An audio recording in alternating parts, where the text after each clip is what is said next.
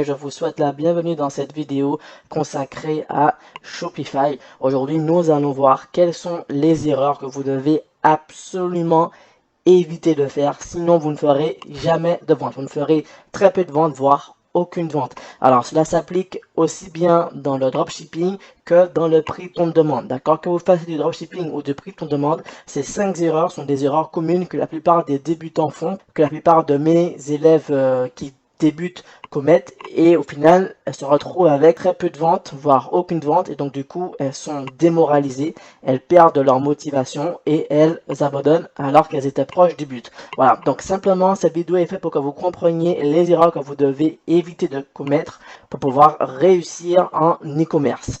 Alors, avant de commencer cette vidéo, je vous rappelle que vous pouvez télécharger gratuitement votre liste de produits best-sellers, des produits qui vont cartonner. D'accord? Donc, cette liste est gratuite. Si vous venez de créer votre boutique Shopify et que vous ne savez pas encore quel type de produit mettre sur votre boutique, ces produits vont vous aider à faire décoller votre chiffre d'affaires et donc vos bénéfices. Je vous invite également à vous abonner à cette chaîne YouTube et à la page Facebook pour ne rien manquer des prochaines vidéos. Et on va commencer le cours tout de suite. C'est parti! Alors, si aujourd'hui vous avez votre boutique Shopify, que ce soit des dropshipping ou des prix ton demande, même du e-commerce classique, et que vous ne faites aucune vente, vous peinez à faire des ventes, vous avez beaucoup de mal à faire des ventes. Par exemple, vous pouvez avoir du trafic sur votre boutique, mais il n'y a aucune vente. Vous pouvez lancer des promotions, par exemple des publicités sur Facebook et avoir très peu de clics, etc. Cette vidéo va vraiment répondre à vos questions. Il y a 5 erreurs principales que la plupart des débutants commettent. Et malheureusement, ces erreurs font que ces débutants ne s'en sortent pas. Peut-être qu'aujourd'hui, vous aussi, vous êtes dans cette situation. Alors, suivez bien ce qui va suivre. Alors, la première erreur que les débutants commettent concerne le choix des produits. Le choix des produits est crucial et impératif si vous voulez vendre. Il faut bien comprendre une chose, c'est que les personnes ne sont pas là pour vous faire plaisir. Elles n'achètent pas pour vous faire plaisir. Si elles achètent, c'est parce qu'elles ont besoin du produit que vous leur proposez ou elles sont passionnées par le produit que vous leur proposez. Sinon, ces personnes n'achèteront pas, d'accord? Donc, si vous mettez des produits qui n'intéressent personne, alors personne n'ira acheter vos produits et donc vous ne ferez pas de vente. Vous pouvez avoir la plus belle boutique du monde, si vos produits n'intéressent vraiment personne, si vos produits sont inintéressants, ne répondent à aucun besoin concret, à aucune passion, à aucun hobby, alors vous ne ferez pas de vente. Même si ces produits ne sont pas chers, vous ne ferez pas de vente. Alors il faut vraiment mettre le temps qu'il faut pour pouvoir bien sélectionner ces produits. Choisir des produits qui répondent à des besoins ou à des passions, des produits qui vont potentiellement se vendre tout seuls. Malheureusement, la plupart des débutants négligent cette étape et sont tellement contents d'avoir leur boutique qu'ils vont sélectionner des produits au pif. Ils vont en sélectionner plein d'ailleurs. Et puis au final, ils se rendent compte que personne n'achète leurs produits. Donc vraiment, prenez le temps. Même s'il y a peu de produits sur votre boutique, prenez le temps pour pouvoir bien sélectionner ces produits. Pareil, si vous êtes en prix ton demande, prenez le temps pour bien sélectionner des designs, cette fois-ci, des designs qui vont plaire à des personnes. On sait déjà que les vêtements, les personnes ont besoin de se vêtir, ont besoin de s'habiller. Du coup, vous allez vraiment axer vos produits sur vos designs, et donc des designs qui vont passionner des personnes, qui vont toucher telle ou telle niche, d'accord? Des niches de passionnés. C'est très, très important, sinon vous ne ferez pas de vente. Alors, le choix des produits, critère numéro 1, qui va déterminer le niveau de rentabilité de votre boutique. La seconde erreur que les débutants commettent concerne l'offre. Il vous faut une offre irrésistible. Si votre offre n'est pas irrésistible, n'est pas assez irrésistible, alors les personnes vont passer leur chemin. Il faut bien comprendre que la plupart du temps, en dropshipping ou en prêt on demande, quand on fait des promotions sur des plateformes de trafic froid. Donc des personnes qui ne vous connaissent pas, qui ne vous ont jamais connu, donc qui n'ont pas confiance en vous, elles ne savent pas qui vous êtes, elles ne savent pas que vous êtes une boutique sérieuse, d'accord?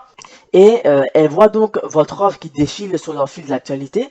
Si l'offre est peut-être intéressante mais n'est pas irrésistible, il n'y a pas de véritable appel à l'action, alors les personnes vont passer leur chemin, elles vont se dire bon je vais acheter peut-être plus tard, et après elles oublient puisque ce n'est pas impératif, ce n'est pas une obligation d'acheter, ce n'est pas urgent. Il faut vraiment créer ce sentiment d'urgence pour faire comprendre à vos prospects qu'il faut acquérir le produit rapidement. Et pour cela, il y a plusieurs techniques. On le voit à travers Dropshipping Academy. Il y a plusieurs techniques pour pouvoir inciter vos prospects à l'achat, transformer vos prospects froids en prospects chauds et derrière ces prospects chauds, donc qui vont devenir des clients, transformer ces clients en clients fidèles. Ce sont des stratégies, cela s'apprend évidemment. Quand on commence, on n'a pas la science infuse, donc on a peut-être du mal, mais avec une bonne feuille de route, avec une bonne stratégie, une bonne méthodologie, vous allez pouvoir créer des offres irrésistibles et c'est grâce aux offres irrésistibles que vous allez pouvoir faire pas mal de ventes. Donc évidemment, il vous faut un bon produit qui répond à un besoin ou à une passion.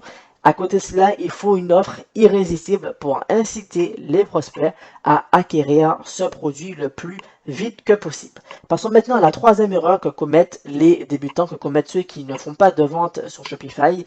Il s'agit tout simplement de l'esthétique de la boutique, l'esthétique du site. Que vous fassiez du dropshipping ou de prix on demande, si vous passez par une boutique Shopify, parce qu'on peut très bien faire de l'e-commerce sans boutique avec des tunnels de vente, mais là, c'est pareil, il faut vraiment un tunnel de vente ou une boutique qui donne suffisamment confiance. Donc, une boutique ou un tunnel de vente qui fasse professionnel. Là encore, il n'y a pas de sens infuse. Là encore, cela s'apprend. Il faut des stratégies, il faut une méthodologie prouvée pour pouvoir créer donc une boutique qui donne suffisamment confiance, une boutique professionnelle pour mettre les prospects en confiance. Parce que comprenez bien que même si vous avez un produit qui répond à un besoin concret et que votre offre promotionnelle était une offre irrésistible, quand le prospect clique et se rend sur votre boutique, si la boutique a un aspect amateur, alors ces prospects vont fuir tout simplement, ils ne vont pas acheter. Elles vont donner leur argent à des professionnels et non pas à des particuliers ou à des amateurs. Même si vous êtes un particulier, il faut vraiment que votre boutique reflète un aspect professionnel, d'accord? C'est une entreprise. Comprenez bien que ici, c'est une entreprise et il faut donner confiance à vos prospects pour qu'ils puissent sortir leur porte-monnaie et acheter vos produits et ensuite recommander votre boutique à leurs proches et amis et ensuite racheter. C'est comme ça que ça marche.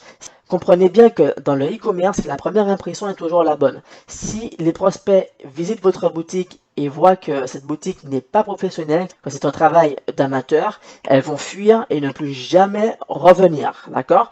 Donc, il faut vraiment prendre le temps qu'il faut pour pouvoir construire un site professionnel avec un bon thème. Évidemment, avec le temps, avec la pratique, on prend donc l'habitude de créer des sites professionnels et au fur et à mesure, donc les boutiques deviennent de plus en plus pro et on génère des ventes beaucoup plus rapidement que la toute première fois où on s'est lancé dans l'e-commerce. Cela donc nous renvoie vers la quatrième erreur principale que commettent les débutants. Il va s'agir cette fois-ci de votre page Facebook. La page Facebook est la vitrine de votre boutique. Si votre page Facebook semble vide, d'accord, comme un no man's land, alors les prospects vont sentir quelque chose de louche et ne vont pas aller plus loin, d'accord, ne vont pas se rendre sur votre boutique. En général, quand des prospects froids découvrent votre publicité, découvrent vos offres à travers vos publicités, donc sur leur feed d'actualité, ces prospects vont d'abord se rendre sur votre page Facebook pour vérifier que c'est quelque chose de sérieux, qu'il y a du social proof, de la preuve sociale, d'accord? Donc d'autres personnes qui s'y rendent, ils vont vérifier s'il y a de la vie. S'ils voient que tous ces éléments sont réunis, alors ils vont se rendre sur votre boutique. Et là, évidemment, si votre boutique est professionnelle, alors ils passeront à l'achat. Si, évidemment, votre produit répond à leurs besoins, à un besoin donné, d'accord? Donc, votre page Facebook doit absolument refléter une allure professionnelle, comme on le voit dans Dropshipping Academy. On voit comment construire une page Facebook. Ça demande un peu de travail, évidemment, mais avec une bonne méthodologie, on peut programmer donc des publications qui vont sortir toutes seules, qui vont achalander votre page Facebook toute seule, et par là même automatiquement renforcer l'aspect vivant, l'aspect professionnel de votre page Facebook. Donc, travaillez bien votre page Facebook. C'est tout aussi important que de travailler l'esthétique de sa boutique, d'accord? Donc, passons maintenant à la cinquième erreur majeure qui concerne le ciblage. Vous ciblez mal. Si votre ciblage est mauvais, alors non seulement vous ferez très peu de ventes, mais vous aurez beaucoup de dépenses en poste de publicité. Quand on parle de ciblage, je parle évidemment donc des promotions que l'on fait sur Facebook par exemple, sur des plateformes comme Facebook ou Instagram ou Snapchat. Si vous ciblez mal, alors votre coût par clic va être beaucoup plus élevé, parce que quand vous ciblez, vous payez, votre coût par clic va être plus élevé. Évidemment, si vous ciblez mal vos prospects, ben forcément il y aura peu de trafic sur votre boutique et forcément vous ferez peu de ventes, voire pas de ventes. Parce que même si vous avez des produits qui répondent à un besoin concret d'une niche donnée, si cette niche est mal choisie au moment du ciblage, si vous ciblez mal votre niche, alors vous allez cibler une niche, vous allez cibler des personnes qui ne s'intéressent pas aux produits que vous proposez, d'accord? Puisque ce ne sont pas des produits dont ils ont besoin. Vous avez mal fait votre ciblage. Et donc cela aura pour répercussion immédiate d'avoir peu de trafic. Qui dit peu de trafic dit peu de ventes, voire pas de vente. On a vraiment vu les 5 erreurs majeures que commettent les débutants. Si vous êtes dans cette situation, pas de panique.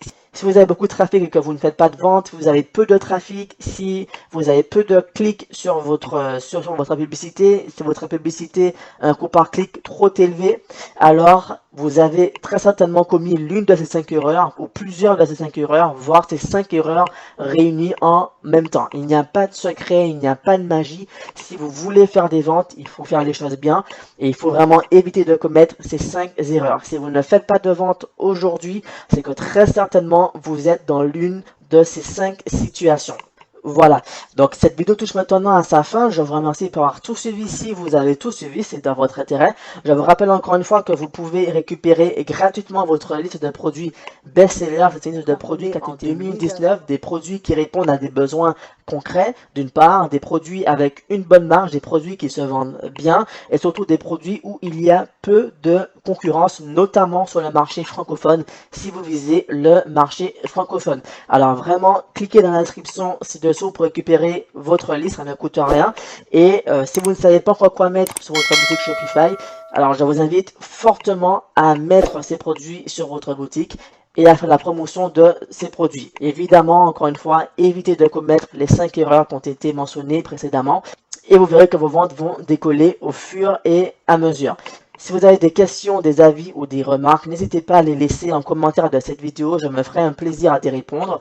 On se donne rendez-vous très bientôt pour la prochaine vidéo et en attendant, je vous souhaite de faire un maximum de ventes. À bientôt!